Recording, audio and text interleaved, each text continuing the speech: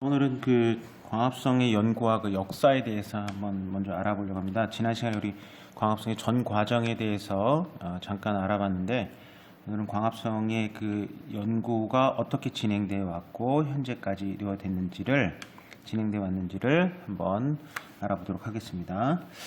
광합성의 역사는 이제 몇 가지로 나누게 되는데요. 예전에 1648년이라부터 이제 시작이 됩니다. 그때부터 역사적 증거들이 이제 구체적으로 이제 되어 왔습니다. 첫 번째 이제 헬몬트라고 하는 사람도 있습니다. 헬몬트가 이제 네덜란드 사람인데요. 1648년 네덜란드. 뭐 네덜란드가 뭐 홀랜드라고도 하고 뭐 또 더치라고도 얘기를 하는데, 이제 그 중세 때는 이쪽에서 지금으로 하면 북유럽 쪽 되겠죠. 실험을 했는데요. 화분이 이렇게 있고 여기에 이제 버드나무까지가 이렇게 있어요. 버드나무를 한번 그려보겠습니다. 이렇게 버드나무에다가 물을 공급을 했어요. 이제 토양이 있겠죠, 그렇죠? 여기 화분 있고 토양이 이렇게 이제 담겨져 있을 텐데, 여기다가 이제 물을 공급을 했어요. 물을 공급을 하고 계속 이제 그 무게를 이제 측정을 한 거예요. 무게를 측정했는데 얼마 동안 측정했냐면, 이 사람이 5년 동안, 5년 동안 이렇게 버드나무 무게를 이제 측정을 해봤더니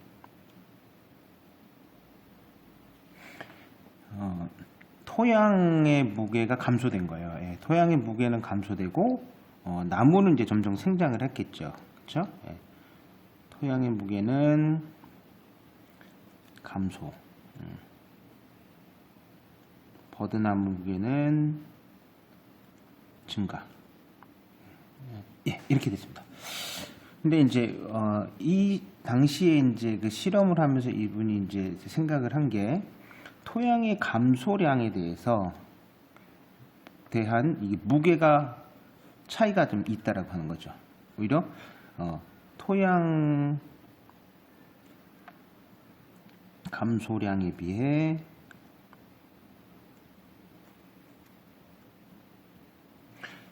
버드나무 무게가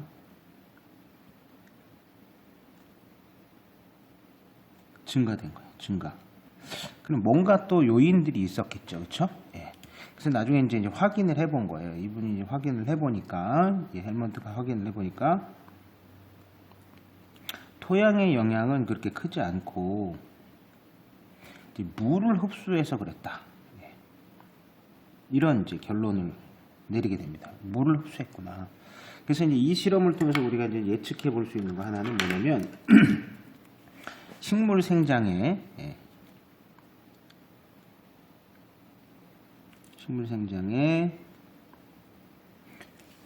물이 이용된다라고 하는 것을 최초로 이제 암시를 했다고 우리가 볼 수 있습니다. 물 이용 최초 암시한 거다. 이렇게 이제 결론을 내릴 수가 있습니다. 그래서 첫 번째 이제 이 헬몬트의 실험이 있었고요. 그로부터 이제 좀 시간이 지나서 두 번째 프리스틀리라고 하는 사람이 등장합니다. 프리스틀리가 1772년에 실험을 하게 되는데, 이분은 이제 영국 사람이고요. 그래서 유리종이라고 하는 것을 표현을 해요. 유리종이라고 해서 이렇게 그림을 표현을 해볼게요. 유리종 안에다가 이제 실제로 이제 식물을 이렇게 냈던 거예요. 식물을 키웁니다. 식물을 키웠더니 이 식물이 얼마 시간이 지나지 않아서 죽게 된 거예요.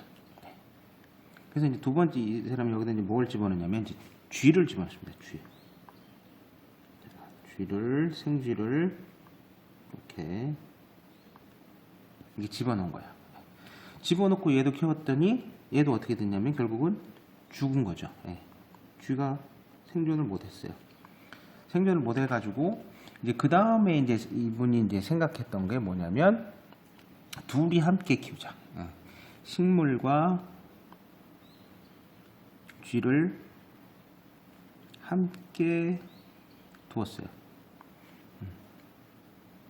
함께 이렇게 지을까요? 네. 함께 두었더니 둘 다 사는 거야. 네. 둘 다 생존. 둘 다 생존했다. 이제 우리가 내릴 수 있는 결론. 여러분들이 이런 실험을 예를 들어서 제공을 하고 여러분들한테 물은다면 이제 이 실험을 통해서 우리가 무엇을 알 수 있냐 이거죠, 그렇죠? 예. 결국은 이 실험을 통해서 이제 프리스틸레라고 한 사람이 이제 결론을 내린 건 뭐냐면 동물이나 식물이나 서로 필요한 성분들을 제공을 한다는 거예요. 예. 동물과 식물은 상호 필요한 성분을 제공한다. 그러니까 그 성분이 뭔지는 몰랐어요. 근데 어쨌든 각각을 두었을 때는 다 죽었고, 예, 같이 두었을 때는 살았다 이거죠. 그래서 이제 이거를 통해서 이분이 이제 서로 상호 간에 필요한 성분들을 제공해줬다. 예. 그러니까 첫 번째 식물이 죽은 이유, 얘네들이 왜 죽었냐라고 결론을 보면 필요한 성분이 고갈됐다. 필요 성분이 없어졌다 이거죠. 그래서 죽었다. 두 번째, 쥐가 지우는 이유는 뭐냐? 얘도 마찬가지죠. 생존을 위한 성분이 고갈됐다. 성분이 고갈된 거예요. 그러니까 둘이 키웠을 때는 얘는 식물은 쥐에게, 쥐는 식물에게 필요한 것들을 제공을 해줬다. 그래서 이제 최종적으로 이분이 이제 어떤 생각을 하게 되냐면 식물은 공기를 정화시킨다. 예. 이런 얘기를 했어요. 식물은 공기를 정화시킨다. 예. 그리고 호흡에 필요한 성분을 제공한다. 이렇게 이제 1772년도에는 이제 결론을 내리게 됩니다. 그래서 그 이후에 이제 세 번째 이제 실험을 하게 되는 사람이 등장을 하는데요. 그 세 번째 사람이 누구냐면 잉겐호우스라고 그래요. 잉겐호우스.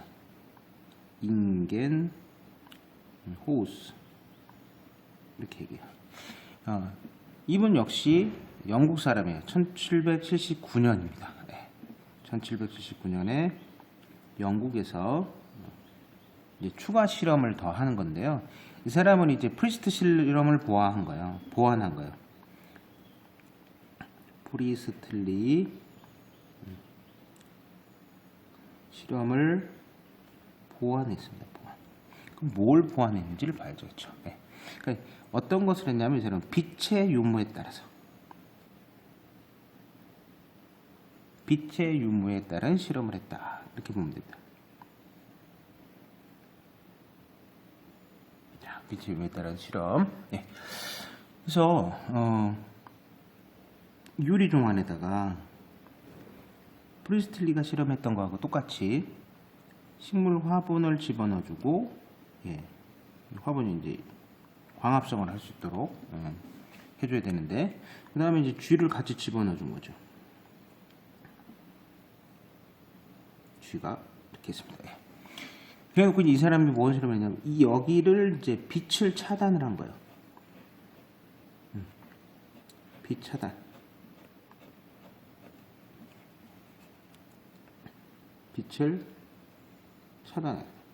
그러면 어떻게 되냐 이거죠. 그랬더니 쥐가 죽었다. 쥐가 죽는다 이거야. 그래서 두 번째 이분은 그러면 이제 빛을 차단하지 않고 실험을 한번 해봐야 돼. 자, 화분을 두고, 물론 이제 동일한 조건의 화분이어야 되겠죠. 요즘 하면 이제 변인을 통제해야 되니까 쥐를 집어넣어, 생쥐를 집어넣었다. 그리고 여기 이제 빛을 제공해 준 거예요. 빛을 제공을 해줬더니 쥐가 어떻게 됐을까요? 당연하겠죠, 그치? 네, 빛을 제공. 쥐가 산다. 쥐가 살았더라. 그래서 이제 결론을 이분이 내리기, 이제 뭐라고 결론을 내렸냐? 결론을 내리기는 식물은 뭐 해야 된다. 그러니까 이런 걸 보는 거지. 이 실험을 통해서 알 수 있는 게 뭐냐? 식물은 뭐야? 식물은 빛이 있어야 된다. 그죠? 식물은 빛이 있어야만. 이 결론은 이제 쥐가 사는 거 아니에요? 쥐가 산 건? 그쵸? 그러니까 생쥐가 필요한 것들. 생쥐의 생존에 필요한 산소? 이렇게 얘기하면 안 돼. 아직 몰라. 산소인지 이산화탄소인지 아직 몰라. 필요한 성분을, 미리 얘기해버리면 안 돼요. 그런 것들은. 성분을 공급할 수 있다. 할 수 있다. 이렇게 이제 결론을 내린 거죠. 그게 이제 잉겐호스가 프리스트실리의 실험을 이제 보완해서 추가적으로 더 한 거예요. 그 다음에 이제 실험을 한 분이 생기는데 네 번째입니다. 네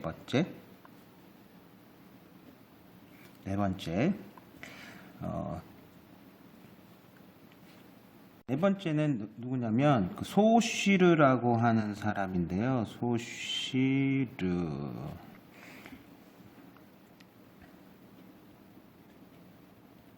이 교과서에서는 잘 언급을 안 하는 사람인데 광합성의 역사에는 이분이 또 중요한 이야기를 한 것이 있기 때문에 한번 이야기를 같이 한번 나눠보려고 해요.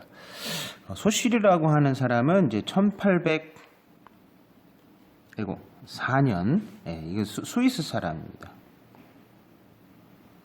스위스 사람인데 무슨 실험을 했냐면 이 사람은 이제 식물 이분들도 이때 당시에 이제 유럽 사람들은 다 이런 유리종이라고 해가지고 이런 유리로 된 관 안에다가 식물을 키웠어요. 식물. 화분을 두고 식물을 이렇게 키운 거죠. 이 바리가 무성하게 이렇게 한번 우리가 표현을 해보고요. 자, 이래놓고 식물을 집어넣어 놓고 뭘 했냐면 광합성을 시킨 거예요. 빛을 제공을 해준 거예요. 똑같이. 빛을 촥 이렇게 제공을 해준 거예요. 유리종 안에 집어넣고 이걸 유리종이라고 그래요, 여러분. 유리종이다. 특이하게 뭐냐면 이분들은 이 안에 유리종 안에 공기 성분을 조사를 해봤어요. 이제 드디어 이제 공기 성분이 뭔지를 이야기하기 시작한 사람이란 얘기지.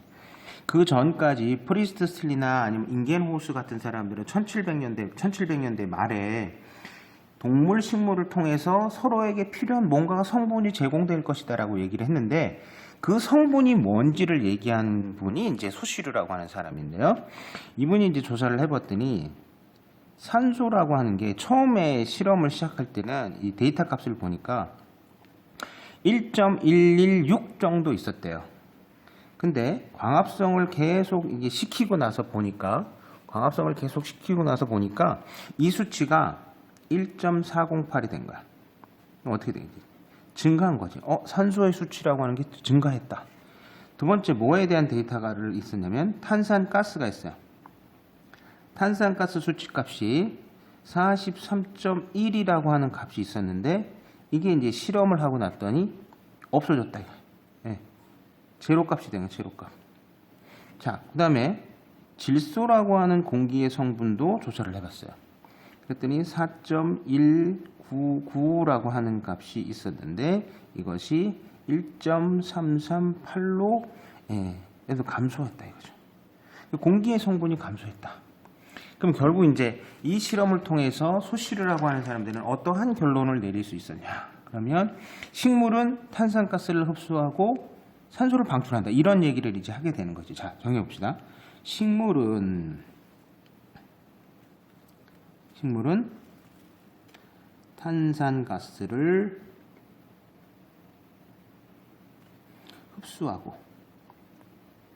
흡수하고 뭘 내는다?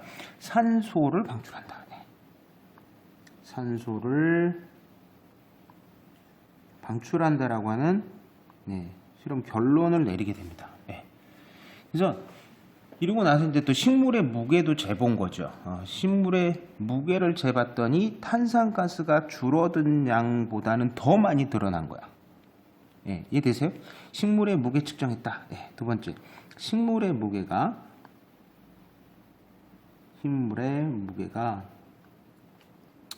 CO2, 탄산가스 흡수량보다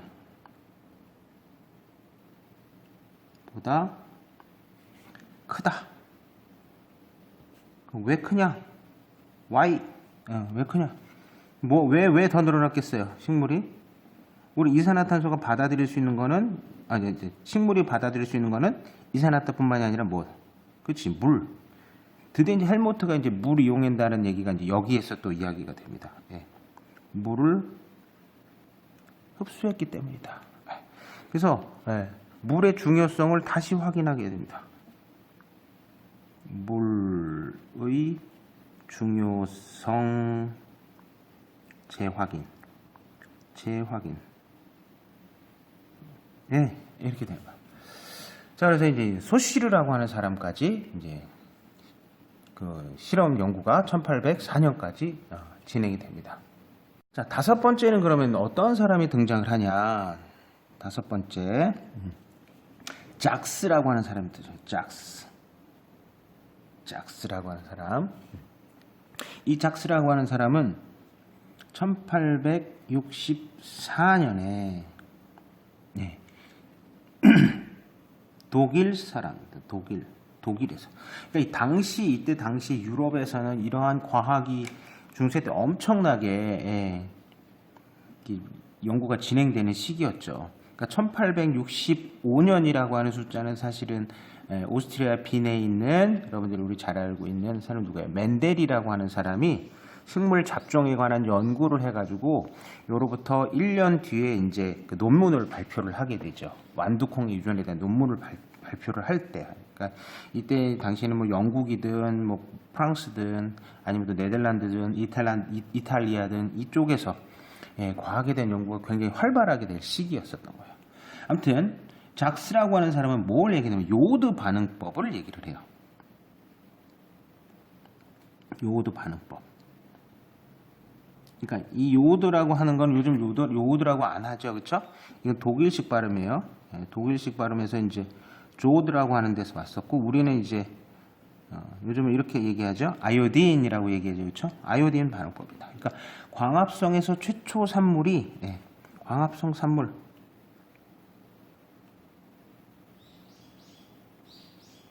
광합성 산물이 뭐냐? 녹말이다, 이런 얘기를 하는 거야. 녹말. 왜 그런 얘기를 했냐면 식물에 이파리가 있단 말이에요. 식물에 이파리가 이렇게 있으면 이제 식물의 주맥, 세맥 뭐 이렇게 얘기를 하죠, 그렇죠? 이파리에서 얘가 이제 광합성을 하면 요오드 반응법을 통해서 이제 확인을 해봤더니 이 안에 누가 있었냐면 이제 포도당이 있었다. 포도당에서 이제 뭐로 바뀌어요? 녹말이 여기 있다라고 하는 거죠, 그렇지? 녹말이라고 하는 게 여기 존재를 했다라고 해요. 그래서 이 사람은 식물은 뭐라고 했냐면 이산화탄소하고 이제 물을 이용해서 이제 이런 것들이 이제 구체적으로 이제 이야기가 되는 거죠. 물을 이용해서 얘는 포도당하고 녹말을 합성한다. 이렇게 얘기를 하게 됩니다.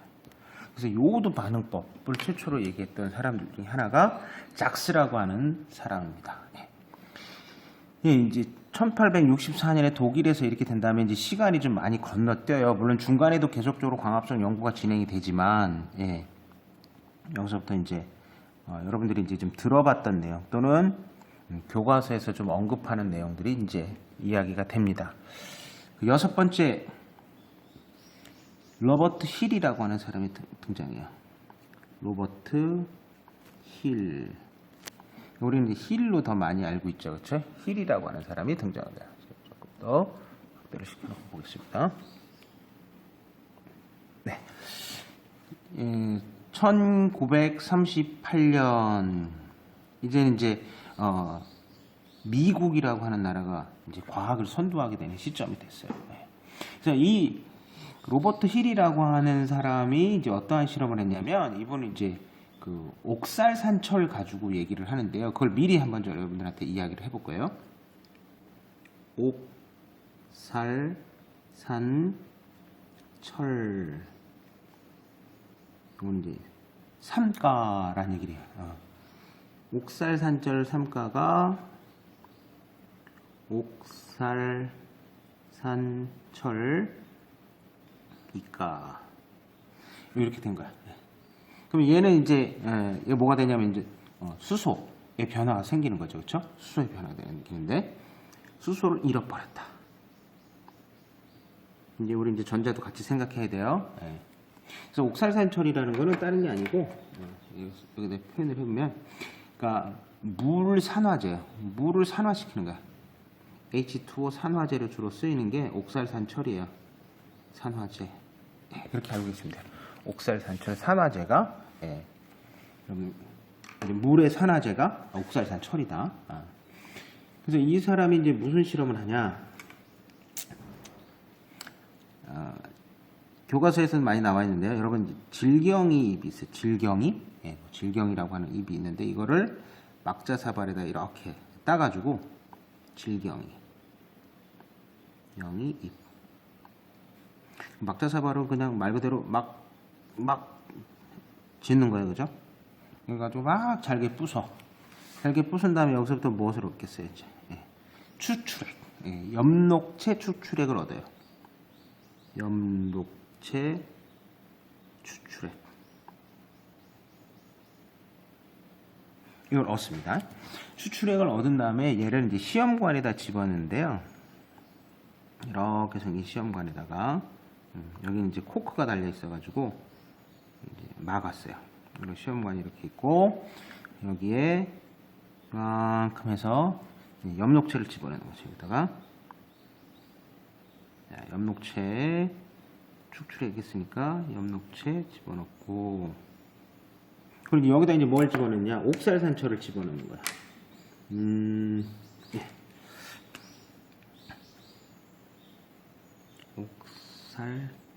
옥살산철.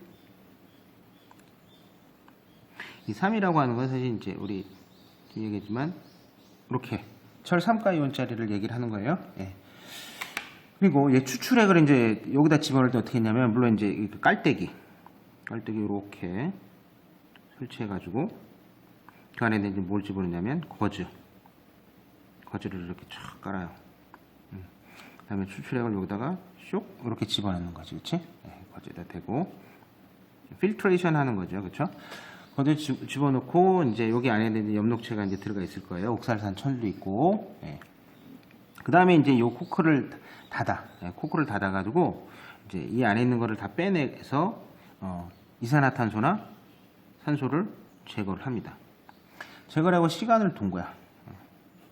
시간을 두고 얘를 갖다 이제 집어넣은 다음에 이제 막았겠죠. 이제 마개로 쭉 막아. 이렇게 돼서 코크로 쭉 막고 차단시킨 거죠, 그렇죠? 차단. 그럼 뭘 했냐면 여기서 이제 빛을 준 거예요. 빛. 짠짠짠짠짠. 빛 제공을 해가지고 봤더니 여기서 이제 뭐가 발생하느냐? 샥 해가지고 산소가 쭉 나온 거야. 그리고 나중에 봤더니 이 안에가 옥살산철이 원래 있었던 게 아닌 거지. 옥살산철이 바뀌어 있더라. 이거 뭐로? 이가로. 이가로 바뀐 거야. 네. 그럼 이제 얘는 이제 뭐가 된 거예요, 여기서? 산화된 거예요, 환원된 거예요? 얘는 방출한 거 방출. 전자 방출. 전자 방출. 그러니까 환원된 거지, 그치? 아, 환원이 일어났구나. 그럼 뭔가가 지금 이 안에 집어넣었던 이 엽록체라고 하는 데에서 지금 변화가 생긴 거죠. 그죠? 엽록체라고 하는 애가, 예. 엽록체라고 하는 데서 무슨 변화가 생겼다 이거죠. 예. 그래서 이제 그걸 생각을 한 거예요. 아, 그러면 결과, 예. 엽록체 속에는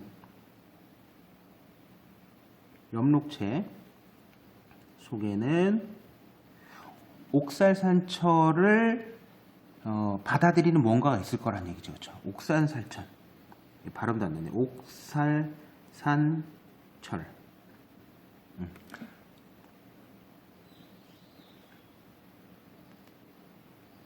전자수용체가 있을 것이다. 전자수용체 이렇게. 전자를 받아들이는 누군가가 있을 것이다. 추정만 한 거죠. 그렇죠? 있을 거야. 그렇게 생각을 한 거야. 네. 이게 나중에 뭔지는 밝혀졌어요. 네. 근데 이제 우리가 이걸 가지고 이제 뭐를 얘기를 하려고 하냐면, 자, 물이라는 거를 우리가 이제 생각을 해야 돼요. 네. 물이라고 하는 게 이제 빛을 받으면 분해됩니다. 분해돼서 뭐로 바뀌냐면 산소와 전자가 방출이 되고 양성자 두 개를 이렇게 내놔요. 네. 그죠? 네.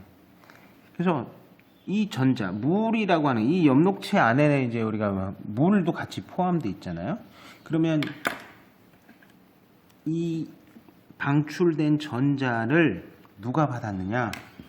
우리 위에서 표현을 했던 것처럼 철 3가 이온이 철 2가 이온으로 환원시키는데 누가 관여하느냐? 얘가 받아들였다 이거야. 얘가 받아들였다 이거지.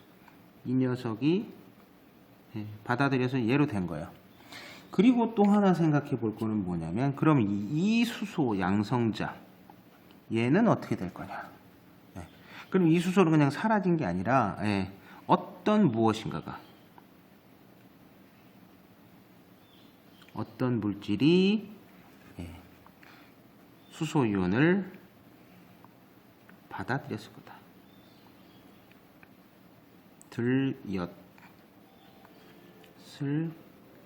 것이다. 이 로버트 힐이라고 하는 분이 이제 생각해낸 거죠. 그래서 이게 이제 나중에 뭐로 밝혀져요? 우리 이제 광합성을 공부하면 이야기를 하겠지만, 나중에 얘가 바로 조요소 NADP라고 하는 것들로 확인이 됩니다. 그래서 로버트 힐이 이제 이런 실험을 통해서 결국은 물이라고 하는 게 분해돼서 뭐가 발생한다. 물이 분해돼서 산소가 발생한다는 것을 이제 밝혀내게 됩니다. 이게 1938년도가 되겠죠. 네. 자, 그러면 7번째인데요. 우리 로버트 힐이라고 하는 사람 다음에 등장한 사람이 7번째 누구냐면 샘 루벤이라고 하는 사람이에요. 샘 루벤이라고 하는 사람이 등장을 합니다. 1941년 사람도 미국 사람입니다. 미국 사람. 그 사람 등장을 하는데, 이분도 또 이제 얼마 안 됐죠, 그렇죠? 1938년에 이제 힐이 실험을 하고 그로부터 한 3년 뒤 정도 되는데요. 힐의 실험을 이분이 이제 추가를 하게 돼, 보완을 하게 되는 거야. 힐의 실험을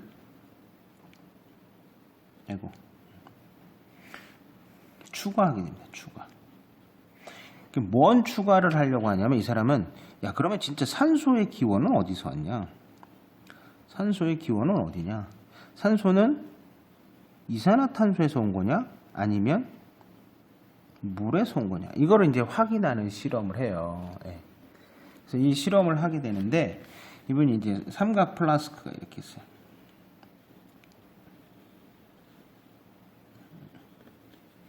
삼각 플라스크에다가 이제 뭘 집어넣냐면 크로렐라라고 하는 거를 집어넣어요. 크로렐라. 예. 우리 크로렐라는 여러분이 아는 것처럼 녹조류입니다. 예, 조류인 애들 중에 하나예요. 녹조류고 이제 광합성하는 엽록소 A하고 B를 가지고 있고 예, 육상식물하고 같은 거죠. 크로렐라. 예. 클로렐라를 집어넣고요.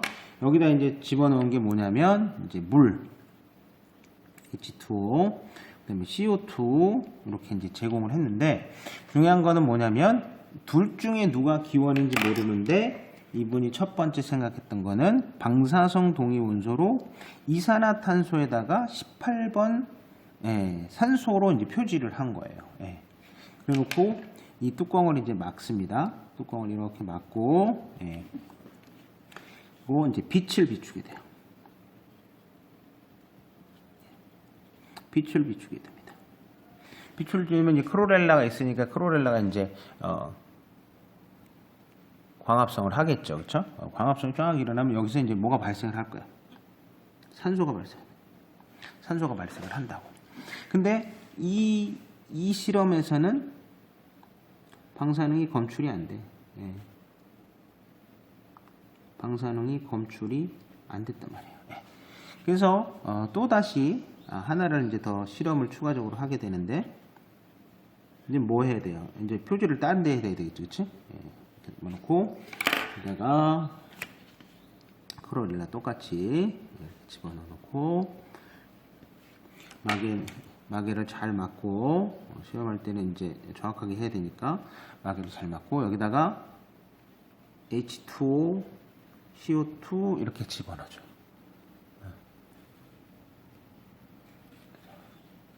H2, CO2 집어넣고 이제는 누구에다가 물에다가 18번으로 표지를 합니다. 그리고 동일하게 여기도 이제 햇빛 태양이 조그매졌지만 어쨌든 빛을 이렇게 확 비치는 거야. 확 하면 여기서 이제 뭐가 발생해? 산소가 발생. 산소가 발생하는데 이 발생한 산소에서 뭐가 일어나냐? 예, 방사능이 방출이 된 거야. 예, 방사능이 검출이 됐다 말이죠. 예. 그래서 이제 결론을 이제 내릴 수 있었던 거죠. 뭐라고 결론을 내리겠어요, 당연히. 예. 그래서 광합성 결과 발생한 산소는 광합성 결과 발생한 산소는 뭐다? 물이다, 그쵸? 예. 광합성 결과 방출한 산소는 누구에서? 물에, 그쵸? 물의 광분해라는 말을 이때 당시는 하지 않았지만 광분해로 발생했다. 우리가 이렇게 결론을 내릴 수 있는 거예요. 그래서 우리가 다시 공부를 하는 거예요. 물론 힐의 실험에도 선생님이 이야기를 했지만 물이 빛에 의해서 분해돼서 산소를 발생시킨다 이거죠. 그렇죠? 그리고 전자 방출하고 그다음에 양성자 2개 이렇게 방출하고. 그래서 이 물이라고 하는 것이 이제 뭐가 되냐면 최초로 전자는 수소 공급원이라고 합니다. 공급하는 분자가 된다. 그래서 물의 중요성 이야기합니다. 이후에 이제 이 루벤이라고 하는 사람은 이후 루벤은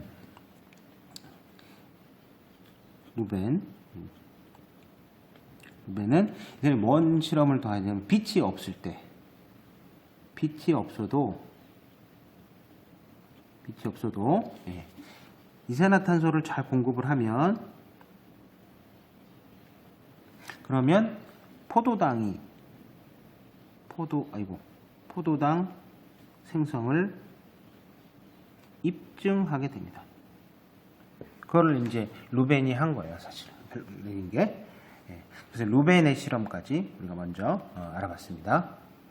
자, 이제 8번째 실험입니다. 8번째 누가 등장하냐면 이제 벤슨이라고 하는 사람이 등장해요.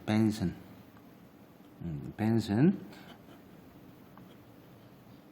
앤드류 벤슨이라고 그래요. 어느 나라 사람일 것 같아요, 여러분? 뭐 이제 미국이 대세지 뭐.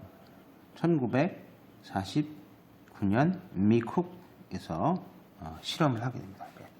이 벤슨 실험은 많이 질문하고 또 교과서에서도 중요하게 다루고 있는 내용이기도 합니다. 예. 그러니까 이 실험은 선생님이 미리 얘기를 하지만 여러분들 녹색 식물의 빛하고 이산화탄소를 가지고 광합성의 속도를 측정한 최초의 실험이에요. 예. 녹색 식물의 CO2 그다음에 빛을 따로 주거나 각각을 이제 분리시킨 거지. 얘네는 계속 한 번에 다 했는데 따로 주거나 같이 주면서 광합성 속도 측정.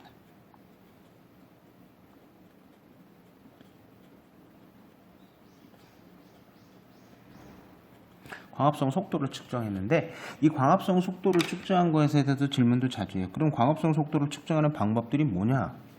여러 가지가 있겠죠, 그렇죠? 광합성이 잘 된다, 뭐 안 된다. 그러면 뭐 이런 것도 있습니다. 산소 발생량, 그죠? 산소 발생량이 잘 된다. 그럼 광합성 속도 보고 또는 CO2 소모량 이거 볼 수도 있어요. 소모가 잘 된다. 그럼 광합성 잘 되는 거지 뭐, 그지? 또 하나는 또 뭐가 있냐면 포도당 생성량 가지고 이렇게 포도당이 생성되는 것들은 생성된 물질들을 계속 이제 프랙션을 받아 가지고 이제 분석을 하게 되면 광합성이 잘 된다 여부를 확인할 수 있어요. 근데 여기서 이제 이런 걸 가지고 묻는데 이 실험에서는 이 벤슨이 한 실험에서는 광합성 속도를 뭐로 측정했냐면 포도당 생성량으로 측정을 했다라고 하는 거. 예, 포도당 생성량이다. 왜 그런지는 우리가 한번 실험을 통해서 이 실험 자료를 분석해 보면서 여러분들 같이 한번 이야기를 해보겠습니다. 자, 그래프가 나와 있는데요. 자, 선생님이 그래프를 한번 먼저 하나를 그려보겠습니다.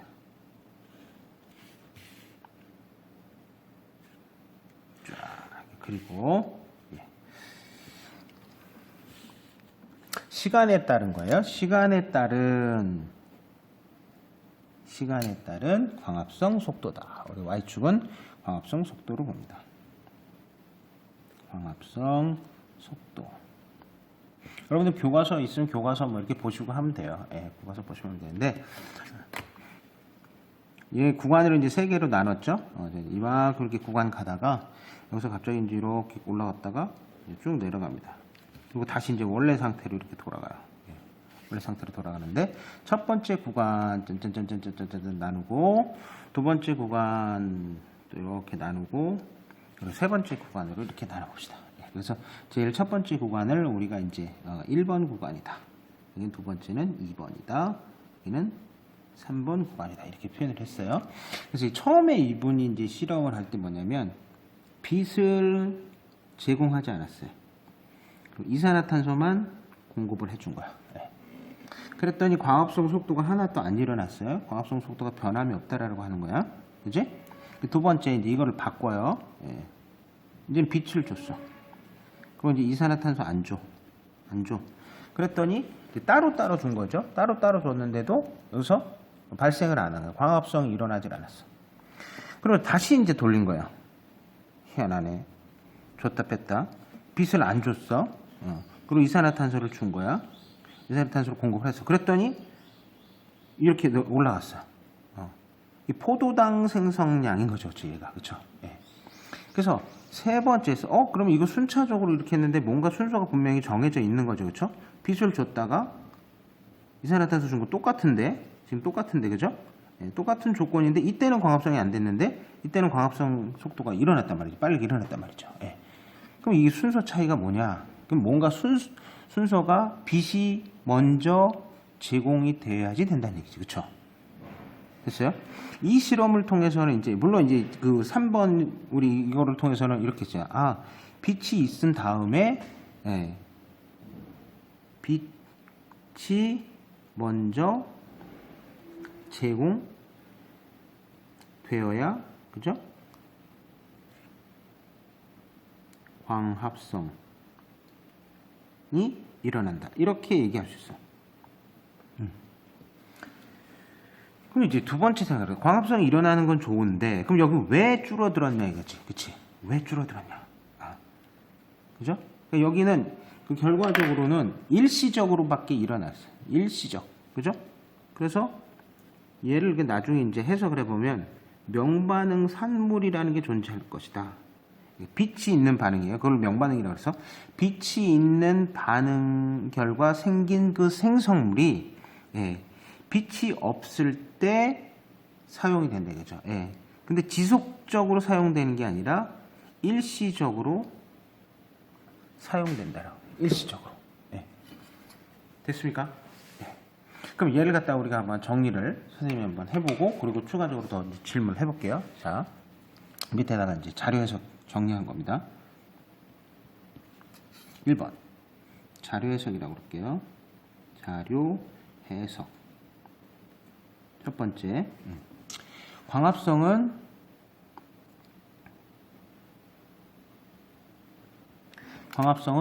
빛과 이산화탄소가 꼭 같이 있어야 되냐? 아니다. 동시에 없어도 된다. 빛이나 CO2가 동시에 없어도 가능하다. 이 실험 가지고 만일에 여러분들한테 묻는단 말이죠. 이 실험을 통해서 얻을 수 있는 게 뭐니? 네가 뭘 해석해낼 수 있니? 라고 한다 그러면 이거야. 그치? 이걸 뭐 객관식에서 찾아내면 수도 있는 것도 중요하겠지만 자기가 한번 이런 것들을 이제 만들어 뽑아내야 되는 얘기죠. 그렇죠? 두 번째, 우리가 여기서 이제 정리를 했지만 광합성은 다시 쓰면 뭐가 먼저 일어나야 돼요? 명반응이 선행 조건이 돼야 된단 말이죠. 그렇죠?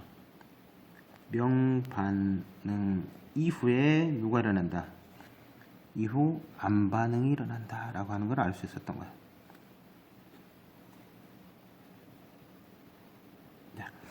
그러면 요거 가지고 이제 선생님이 뭐 얘기를 하면 여기 있었지, 그치? 우리 여기 부분 여긴 빛이 없고 이산화탄소가 있었어, 그치? 그럼 여기는 암반응이 일어났을까? 이거 생각을 해야 돼. 질문을 하는 거지, 누군가. 1번 과정에서는 암반응이 일어난다. 암반응 일어난다. 일어난다? 이 만약 아니에요. 왜? 이건 아니라고. 얘는 먼저 선행 조건이 없었어. 여기는 암반응이 일어나는 거야. 여기는. 3번은 암반응이 일어난다고. 3번에서는 암반응이 일어난다고. 일어남. 예. 왜냐면 명반응 산물을 해가지고 여기서 암반응이 일어났어. 그래서 얘가 이만큼 올라간 거야. 그럼 얘는 뭐야? 산소냐 이거지. 얘는 산소가 아니라니까? 포도당이라니까요. 포도당 생성이야. 그래서 포도당이 그래서 생성되는 거를 광합성 속도로 봤다는 얘기예요. 여기서는. 그러니까 요 차이는 헷갈리시면 안 돼요. 여기 중요한 부분이에요. 1번에서 암반응이 일어났다고 만약 보기를 내면은 여러분 틀리는 사람들이 이거를 맞는 거로 보는 사람들도 생길 수 있단 말이지. 되겠죠? 그 다음에 두 번째까지 얘기했고 이제 세 번째에서는 광합성이 지속되기 위해서는 어떻게 돼야 되냐 이거죠. 여기서 우리가 얘기했지. 그지? 얘는 일시적으로만 이렇게 올라갔다 내려갔어. 그러니까 광합성이 지속되기 위해서는 조건이 있어요. 광합성 지속되기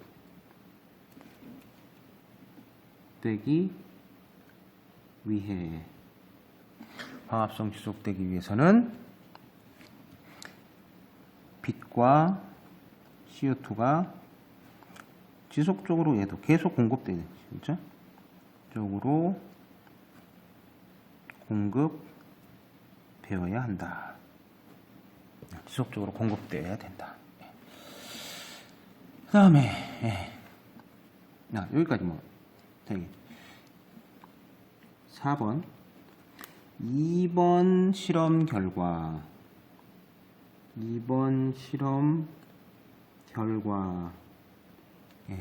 산물이, 생성물이 어디에 3번 과정에 사용되었다. 이렇게 이제 실험을 이제 정리해 볼 수 있어요. 자, 그 다음에 이제 선생님이 중요한 내용 하나를 이야기를 해볼게요. 이제 뭐냐면요. 요 2번 과정에 대한 내용이에요. 이게 이제 이제는 자주 물었던 부분이긴 한데, 여기는 빛이 있으니까, 그치? 얘들아, 이제 빛이 있으니까 명반응이라고 하는 건 일어난단 말이야. 그라나에서 이제 일어나지 않니? 그라나의 틸라코이드 막에서, 그쵸? 예. 명반응은 일어나. 자, 여기서는 명반응은 일어나. 좀 확대해 볼게. 명반응이 일어나면 얘네들이 여기서는 어떠한 생성물들이 생기는지를 봐야 돼. 뭐가 생겨? 이건 미리 공부를 해야 돼요. 우리 미리 공부한 친구들은 알 거고, 선생님은 아직 수업은 이거에 대해서는 자세하게는 안 했어요. 근데 우리는 전 시간에 광합성 전 과정을 통해서 이 얘기를 했잖아. ATP는 만들어진다니까? 그지? ATP 만들어지지? 그 다음에 NADPH 만들어지지? 그치? 예. 그 다음에 여기서 또 뭐가 하냐면 산소도 발생해. 산소 발생한다고. 물이 광분해. 빛이 있으면은 물이 광분해가지고 산소 발생한다고 얘기를 했잖아. 그쵸? 예. 물의 광분해로 발생한단 말이야. 물의 광분해도 일어난다고 뭐 물어볼 수도 있어요. 그쵸? 물의 광분해 일어난단 말이야. 광분해. 일어나. 예, 물의 광분해.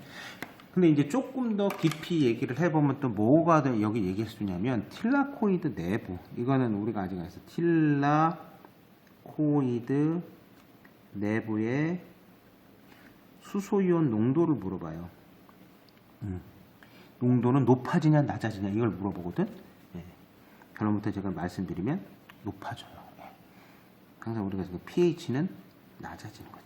그래서 우리가 광인산화 발생하는 얘기를 여기서도 할 수 있다고. 네. 이번 과정에서 이걸 한번 확인해 보세요. 자, 다음 이제 요 실험을 하고 나서 그다음에 두 번째 이분 이제 실험을 하는데 뭐 그거는 다른 쪽에다가 한번 이야기를 해봅시다. 자, 다시 한번 표를 한번 제가 여기다 그려보겠습니다. 그래프를 그리는 거지. 표를 그리는 게 아니라.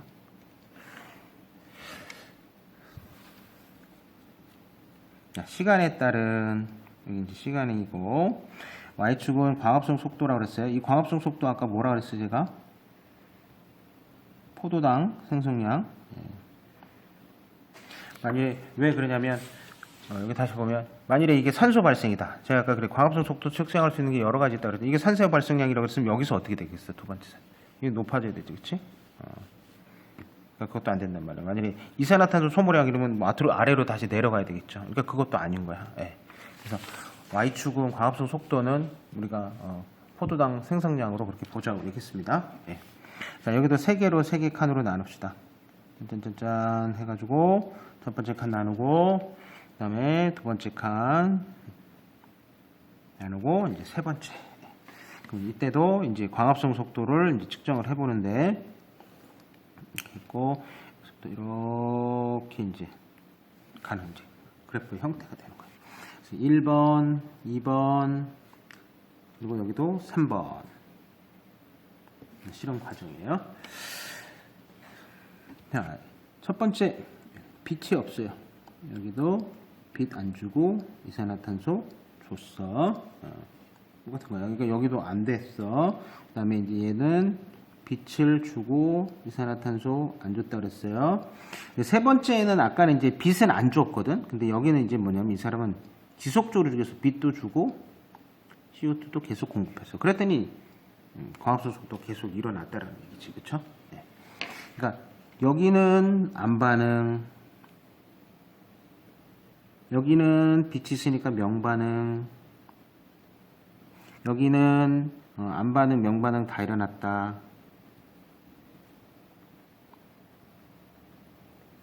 이렇게 생각하면 안 된다 그랬다고. 예. 여기서는 안 반응 안 일어났어요, 그렇죠? 여기 안 반응 안 일어난 거야. 그거 아까 얘기했어요, 여러분들한테.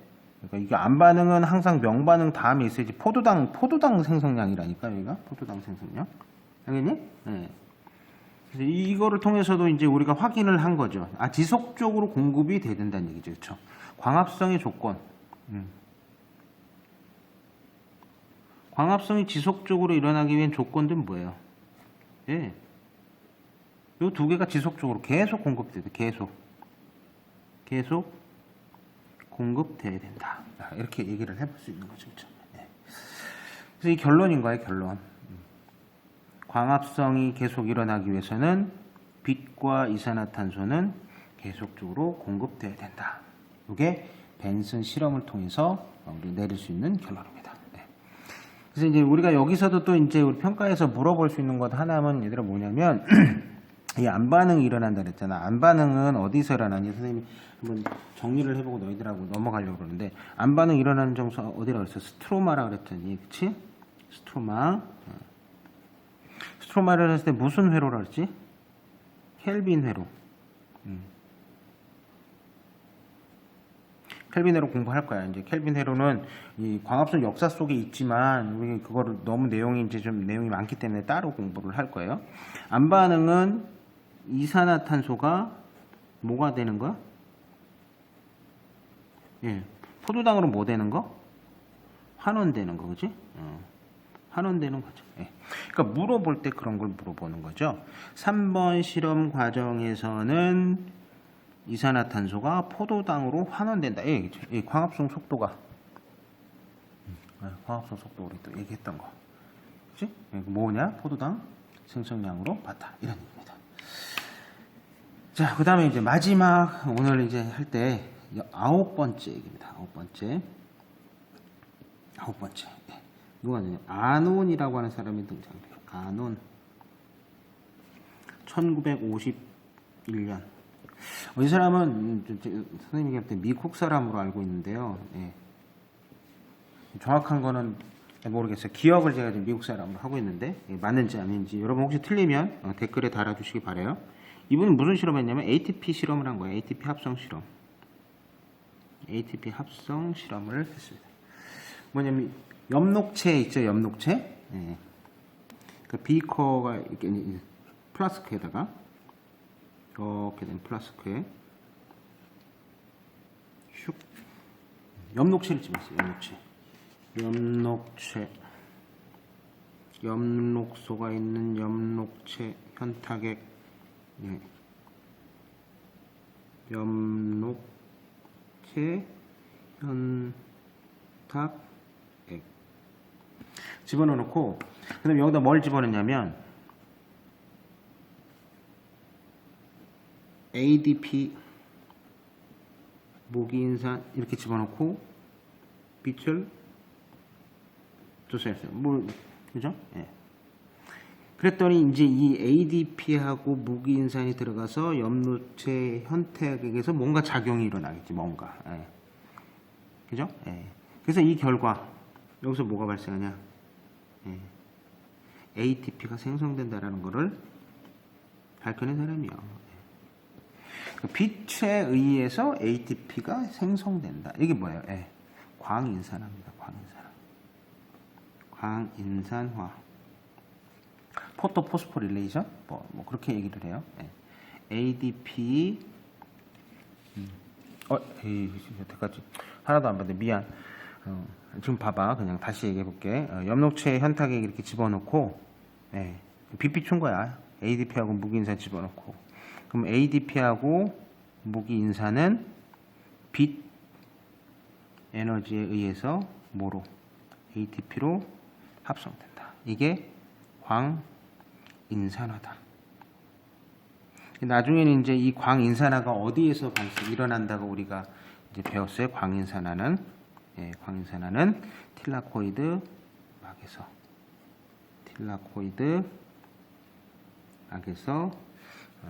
일어나게 된다.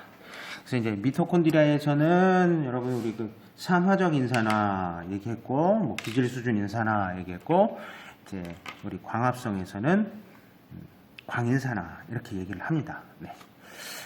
자, 이게 1951년이에요.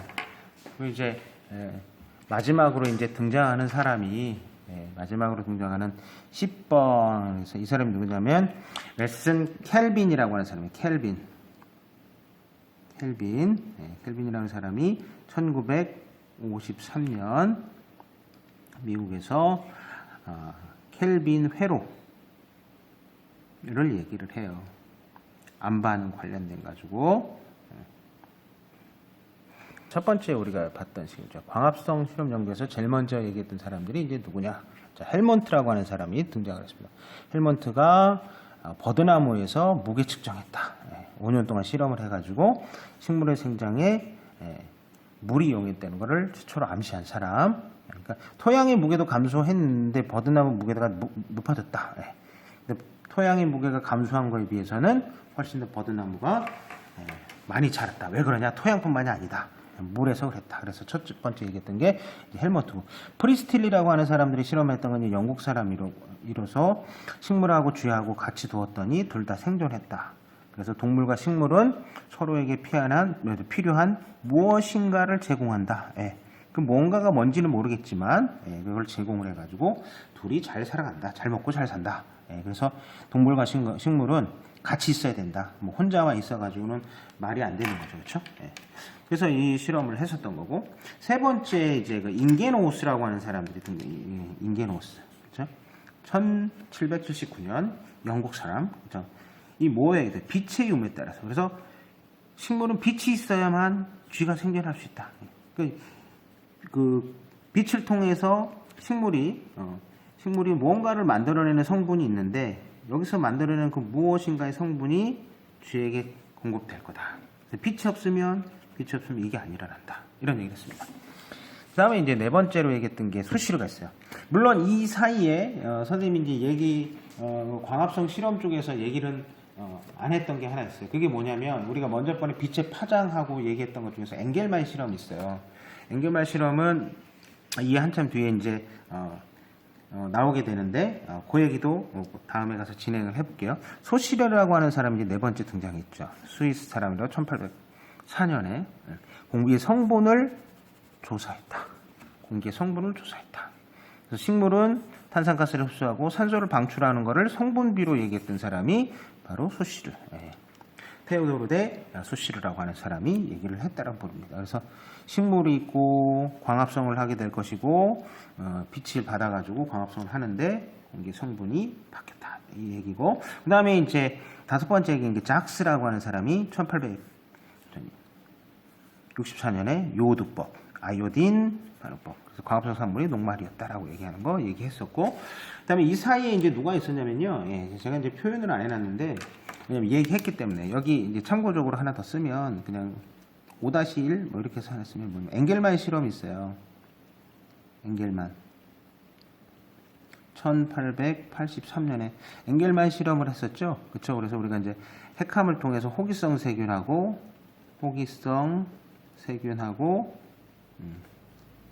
빛의 파장 실험했던 거. 그게 이제 여기 하나 더 있어요. 그러니까 그거는 뭐 여러분들 우리가 지난번에 했기 때문에 여러분들이 따로 이 시간에 수업은 하지 않았습니다. 그 다음에 로버트 힐, 여기서부터 이제 좀 중요하지, 얘들아. 이거는 봐야 돼. 로버트 힐 얘기는 여러분들이 지금부터는 봐야 돼. 너 바꿔볼게. 로버트 힐이라고 하는 사람이 뭐 했냐? 옥살산철에서 옥살산철 이가, 3가에서 2가 된 거 얘기했어, 얘들아, 그치? 그러니까 이 실험에 대한 중요한 게 뭐예요? 산소 발생하는 거 중요한 거예요? 이게 아니지, 그쵸? 뭔가가 있다. 염록 측석에서는 전자를 받아들인 무엇인가가 있을 거다를 얘기했던 게 로버트 힐이에요. 그래서 이제 우리가 물의 강분에는 미리 얘기를 했지만, 옥살산철 3가가 옥살산철 2가로 됐다. 그게 검출이 됐으니까 산소가 발생을 했다. 그럼 결국 이제 물의 광분해를 이야기하고 하는 이제 전구 실험이라고 이제 볼 수 있는 거죠. 그러니까 이거를 통해서 만일에 물을 때 만일에 그 보기에서 그렇게 묻는 시험 문제는 없겠지만, 물론 여기서 NADP가 있는 걸 알았다 이렇게 얘기하는 건 몰라. 이 실험을 통해서는 이거는 몰라. 이 실험을 통해서는 이거는 모르고 그냥 나중에 밝혀진 거예요. 무엇인가가 있을 거다 이거지. 뭔가 전자를 받아들일 수용체가 존재할 거다. 그래서 우리가 이제 명반응 공부하게 되면 최종 전자 수용체를 뭐로 보냐면 NADP로 이제 설명을 할 겁니다. 이거 얘기했었고. 그 다음에 이제 얘기한 게 뭐냐면 루벤이라고 하는 사람 실험했었죠. 그죠? 루벤. 네, 루벤이 뭔 실험을 했느냐? 산소의 기원을 밝혔다. 뭘 가지고? 동위원소 가지고 밝혔다. 그래서 물로부터 결국은 산소가 발생된다는 것을 알 수 있었다. 물의 광분을 얘기합니다. 그래서 최초의 전자 수소 공급원이 얘다. 최종은 아직까지 몰랐던 거죠. 그렇죠? 그게 이제 루벤의 실험 보시고. 그다음에 8번째 이제 벤슨 실험이 제일 중요해요. 여러분들 벤슨 실험. 앤드루 벤슨이라고 하는 사람이 광합성 속도를 측정했는데 우리 자료 해석했던 부분들 있죠. 그렇죠? 예. 그러니까 요 각각의 단계에 대해서는 여러분들이 알아야 돼요. 제가 2번 과정도 얘기를 했어요. 틸라코이드 내부까지 다 이야기를 했습니다. 그러니까 이거 다시 한번 여러분들 보시고 그다음에 마지막에 여기네요. 그렇죠? 광합성이 일어나기 위해서는 빛과 이산화탄소가 지속적으로 계속 공급돼야 된다. 이런 내용이 있었고 그다음에 이제 각 단계에서 이제 구체적으로 묻는 것들도 있을 수 있다. 명반응 단계에서는 뭐가 어떻게 됐냐. 여기에서는 만약에 물어보면 요 2번 단계에서는 NADP가 환원된다. 뭐 이렇게 얘기할 수 있어요. 환원된다. 그렇죠? 예. 환원되면 뭐가 되니까 NADPH가 되니까 그렇죠? 그런 얘기도 각 단계에서 물어볼 수 있다. 복합적으로 종합적으로 광합성에 대해서 물어볼 수 있는 실험 과정이 될 수 있다 이런 얘기입니다. 그다음에 9번째는 아논이라고 하는 사람이 광인산화 반응 얘기를 했다라고 그랬어요. 틸라코이드막에서 일어난다. pH 변화도 여기서 물론 이제 생각을 해보셔야 돼요. 엽록체 내부의 pH가 어떻게 됐냐, 바깥에서 pH가 어떻게 됐냐 이런 것도 여기서 한번 생각을 해보셔야 될 것이고 마지막에 10번째 켈빈 회로, 켈빈 회로는 우리가 다음 시간에 더 하실 것이고요. 자 이제 이게 끝나고 나면 여러분들 관련된 문제 하나 더 확인해보고 이번 광합성 연구의 역사에 대해서 마치도록 하겠습니다. 자, 관련된 문제 한번 풀어보고 수업 마치도록 하겠습니다. 어떤 식물에서 빛과 이산화탄소의 조건을 달리하면서 시간에 따른 광합성 속도를 측정 결과를 나타낸 것이다. 이거 우리 벤슨 실험이라고 얘기했었죠. 여러분들 기억해 보시고요. 어둠이 있고 이산화탄소 있고 그 다음에 밝고 뭐 이산화탄소 없고 뭐 이런 식으로 표현을 해놓은 겁니다. 첫 번째, 두 번째 내용이 있습니다. 그러니까 빛이 있은 다음에 그 다음에 이제 광합성 속도에서 광합성량이 생성이 된 거죠, 그렇죠? 이쪽은 이제 계속적으로 지속적으로 계속 높이 올라간 거고 여기 일시적으로 올라갔다 내려갔다 차 있죠. 그러니까 이 각각의 원인에 대해서 여러분들이 해석을 해야 됩니다. 자, 이에 대한 설명에서 옳은 것만을 보기 위해서 있는 대로 고르시오 그랬어요. 구간 1에서는 순환적 광인산화 반응만 일어난다. 자, 구간 1은 빛이 있고 CO2가 없는 상태예요. 그렇죠? 이때는 명반응이 일어난다 그랬어요. 명반응이 일어난다 그랬습니다. 명반응은 순환적 인산화만 일어나는 게 아니라 비순환적 광인산화 반응도 같이 일어나게 돼요.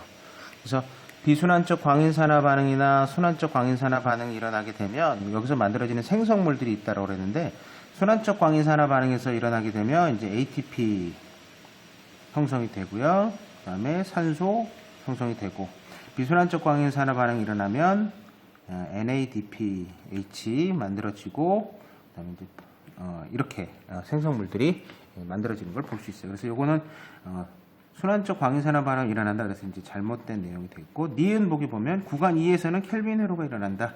구간 2에서는 그렇죠? 어두움이 있고 이산화탄소 있어요. 그죠? 근데 일시적으로 이렇게 된 거는 켈빈 회로가 돌아가지고 포도당은 생성된 겁니다. 그렇죠? 안반응은 일어난다. 여기서는 안반응이 일어난다 이거죠. 여기서는 명반응이 일어나고 됐습니다. 요거는 이제 맞는 보기. 세 번째, 구간 3에서는 안반응이 일어난다. 여기서는 이제 뭐 여러분들 우리가 공부했지만 명반응뿐만 아니라 안반응도 다 일어나죠. 그렇죠? 여기는 명반응이 일어나고 명반응 산물들이 안반응에 사용된 거죠. 여기도 마찬가지로 명반응 산물이 안반응에 사용되지만 빛이 지속적으로 계속 공급되어 줘야만 광합성 속도는 계속 일어난다. 그래서 간단하게 교과서에 나와 있는 내용이라서 여러분들 이렇게 보시고, 좀 더 복잡한 거는 나중에 이제 우리가 광합성 전 과정을 공부한 다음에 그 관련된 문제도 한번 생각해 보도록 하겠습니다. 오늘은 여기까지 하겠습니다.